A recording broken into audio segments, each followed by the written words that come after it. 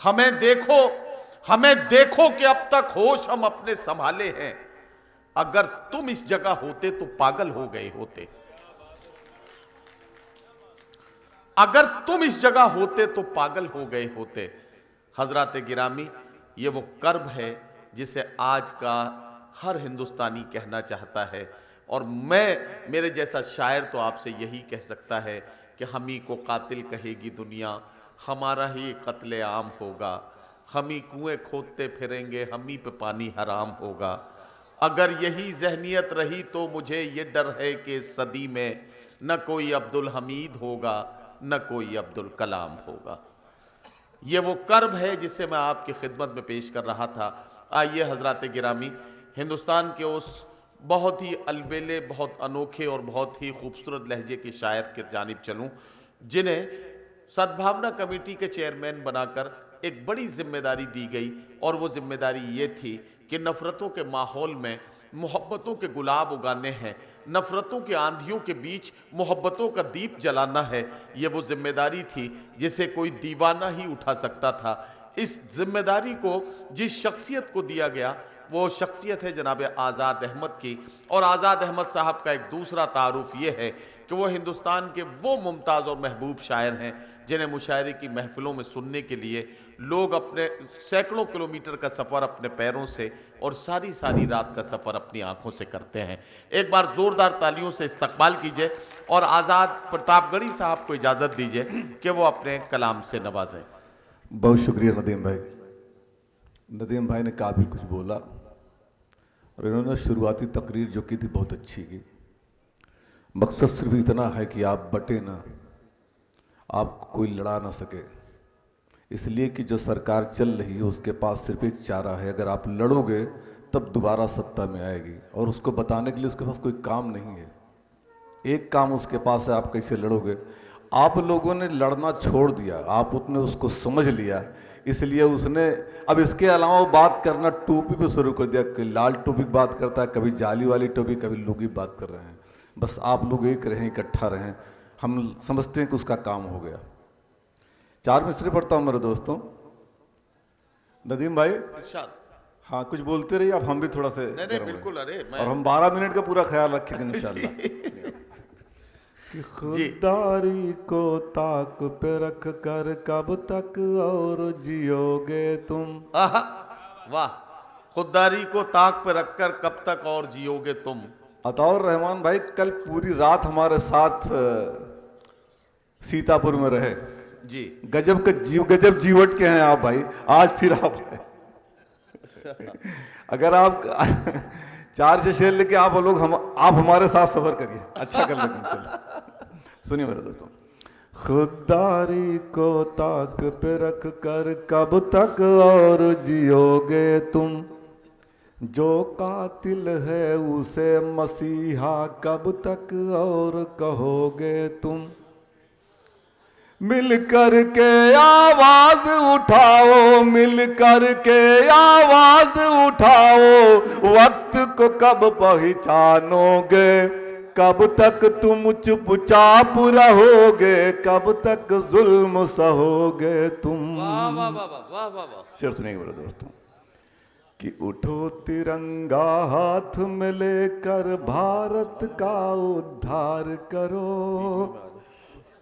शेर सुनिएगा कि उठो तिरंगा हाथ में लेकर भारत का उद्धार करो। सुनिएगा, उठो तिरंगा हाथ में लेकर भारत का उद्धार करो, आसन पर जो लोग जमे हैं आंख मिलाकर वार करो।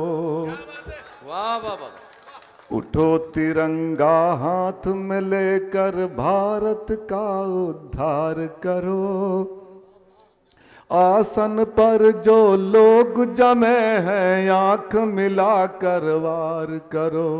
नामुमकिन है डर जाए सरकारी छापेमारी से,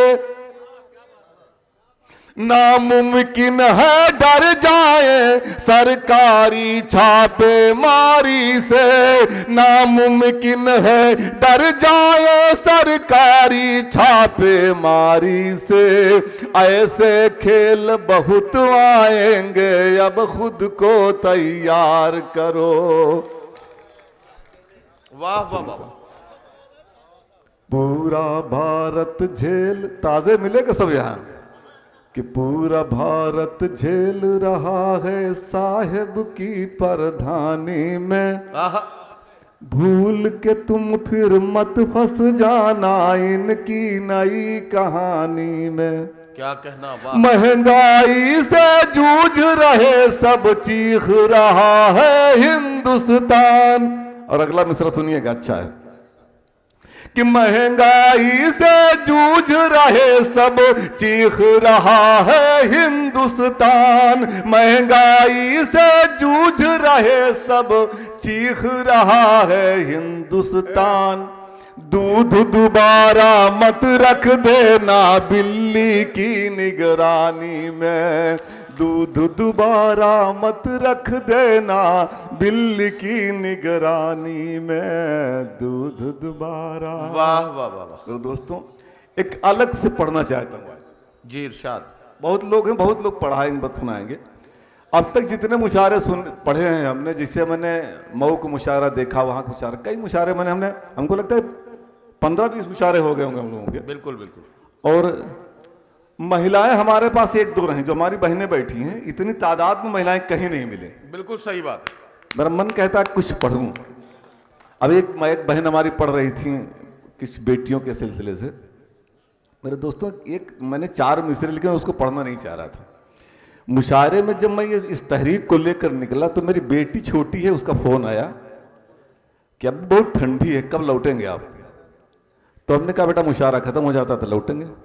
तो उसने कहा आप मुझे लौटिएगा तो कहाँ जाएंगे, घर स्कूल जाएंगे, कॉलेज जाएंगे, कि लखनऊ जाएंगे, कि घर आएंगे। हमने कहा बेटा कहाँ जाना चाहिए हमको। कहीं ना आप थक गए होंगे, आप घर चले आइएगा, हम आपका सर दबा देंगे। मेरे दोस्तों ने बेटी कह सकती है। मैंने 4 मिसरे लिखे भाई कि हर कदम दिल का सुकून राहत जहाँ होती है। इसको पढ़ना कहीं नहीं चाह रहा था, लेकिन आज मन कह रहा, अभी मन कह रहा पढ़ने का, कि हर कदम दिल का सुकून राहत जहाँ होती है, घर के अंगनाई में खुशियों की शमा होती है। और लाख एहसान तेरा है मेरे मौला वरना, वाह। लाख एहसान तेरा है मेरे मौला वरना, बेटियां सबके मुकद्दर में कहाँ होती हैं, बेटियां सबके। और बेटों के सिलसिले से एक नज्म पढ़ता हूँ मेरे दोस्तों, पढ़ता हूँ। अभी है हमारा ना 4-5 मिनट तो बाकी होगा हमारा। अभी है। एक छोटी सी नज्म पढ़ता हूँ मेरे दोस्तों, सुनिएगा जौहर भाई। एक छोटी सी नज्म पढ़ता हूँ। एक बाप, एक बेटे ने अपने माँ और बाप को ओल्ड होम भेज दिया, वृद्धाश्रम में। और बाप बैठ करके ओल्ड होम, उसकी सीढ़ी पर बैठ करके एक सोच रहा है। मैंने चित्रण किया है मेरे दोस्तों, इसलिए मैंने चित्रण किया है कि किसी भी ओल्ड होम में आप जा करके पता कर लीजिएगा, वेटिंग में चल रहे हैं, सब वेटिंग में चल रहे हैं। तो मैंने नज़्म पढ़ता हूं मेरे दोस्तों।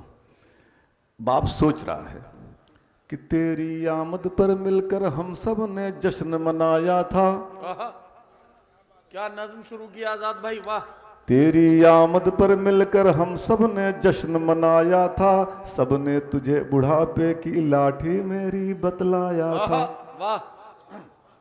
और बहुत मुबारकबाद मिली थी तेरे घर आ जाने से, दुनिया में कुछ नहीं कमी थी बस तुझको पा जाने से। माँ की खुशियाँ बोल रही थी लाल हमारा आया है, मेरे मौला तेरी मर्जी हमने सब कुछ पाया है। अरे तेरे नाम से दरगाहों पर जाकर धागा टांगा था, तेरे नाम से दरगाहों पर जाकर धागा टांगा था, तेरे नाम से दरगाहों पर जाकर धागा टांगा था। अपने रब के आगे रोकर हमने बेटा मांगा था, अपने रब के आगे रोकर हमने बेटा मांगा था। और बहुत तमन्ना थी सुनने की बेटे की किलकारी की, तेरे आने से पहले हमने कितनी तैयारी की। तेरी दादी नाच रही थी घर में पोता आया है, मुझसे बोल रही थी बेटा घर में बरकत लाया है। तेरे एक आंसू पर पूरा घर पागल हो जाता था, बस चेहरा तकती रहती थी माँ जब तू सो जाता था। गोद उठाकर जब जब तुझको दूध पिलाया था माँ ने, गोद उठाकर जब जब तुझको दूध पिलाया है माँ ने, ऐसा लगता था जैसे कुरान उठाया हो माँ ने, ऐसा लगता था जैसे कुरान उठाया हो माँ ने। बाप मंजर कशी करा देखिएगा कि घर को छोड़ यहाँ पर रहना अब तक समझ नहीं पाई, वाह, जाने क्या क्या बकती रहती है पागल सी घबराई। क्या कहना, क्या कहती है मेरे मुन्ना का बिस्तर कौन बिछाएगा, भूखा होगा लाल मेरा अब खाना कौन खिलाएगा। बाहर जाकर देखूं शायद हमको लेने आया हो, शायद अपनी करनी पर वो घर जाकर पछताया हो। बिल्कुल ये उम्मीद नहीं थी ऐसा भी दिन आएगा, बिल्कुल यह उम्मीद नहीं थी ऐसा भी दिन आएगा, बिल्कुल यह उम्मीद नहीं थी ऐसा भी दिन आएगा। एक दिन मुझको लाल हमारा यहाँ छोड़ कर जाएगा, एक दिन मुझको लाल। और आखिरी बंद पड़ता मेरे दोस्त कि चलिए कोई बात नहीं है मैं अपने लब सी लूंगा, मेरा रब जिस हाल में रखे जीना है मैं जी लूंगा। तुझे सलामत रखे मौला इतना चाह रहा हूं मैं, बेटा अपनी हर गलती की माफी मांग रहा हूं मैं। बिल्कुल तुम मायूस न होना, किस्मत में सब होना था, जिसको खून से सींचा अपने बीच सफर में खोना था। अरे बिल्कुल तुम मायूस न होना, किस्मत में सब होना था, जिसको खून से सींचा उसको बीच सफर में खोना था। सजा मिली है मुझे गुनाहों की हम भी हत्यारे हैं, सजा मिली है मुझे गुनाहों की हम भी हत्यारे हैं, सजा मिली है मुझे गुनाहों की हम भी हत्यारे हैं। तेरी चाह में बेटा मैंने कोख में बेटी मारे हैं, तेरी चाह में बेटा मैंने कोख में बेटी मां। शुक्रिया भाई।